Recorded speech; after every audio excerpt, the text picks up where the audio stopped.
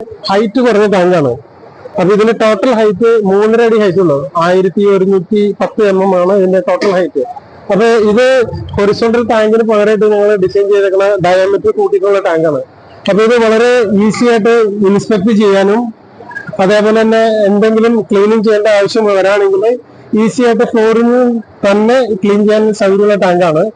അപ്പൊ ഹൊറിസോണ്ടൽ ടാങ്കിന്റെ പ്രോബ്ലംസ് നിങ്ങൾക്കറിയാം. അതിനുള്ള റിഡ്ജസിലൊക്കെ വെള്ളം പോക്കറ്റുകളായിട്ട് കിടക്കും. വാട്ടർ പോക്കറ്റുകളുണ്ട് അതിന്റെ റിഡ്ജസിൽ. അപ്പൊ ഇത് 100% ഡ്രെയിൻ ചെയ്യാൻ പറ്റില്ല. അപ്പൊ ലോങ് ടൈമിലേക്ക് അവിടെ കൊറോഷൻ സ്റ്റെയിൻ വരും, പിന്നെ ഹിറ്റിംഗ് കൊറോഷൻ വരും. അത് ചിലപ്പോൾ പിൻഹോളൊക്കെ ഉണ്ടാവാനായിട്ട് സാധ്യത കൂടുതലാണ് horizontal tank.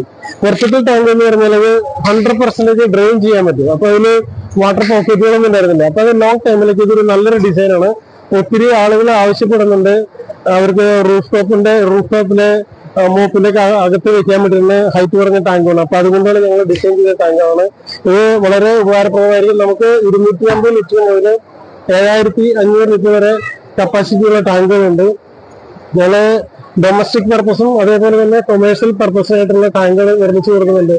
Fire fighting purpose, food പ്രോസസിങ്ങിനായിട്ടുള്ള ടാങ്കുകളൊക്കെ നിർമ്മിച്ചു കൊടുക്കുന്നുണ്ട്. അപ്പൊ സ്റ്റെയിൻലെസ് സ്റ്റീൽ വാട്ടർ ടാങ്കിന് എന്തെങ്കിലും റിക്വയർമെന്റ് ഉണ്ടെങ്കിൽ എക്കോസ്റ്റാറിനെ സമീപിക്കുക. ഞങ്ങൾ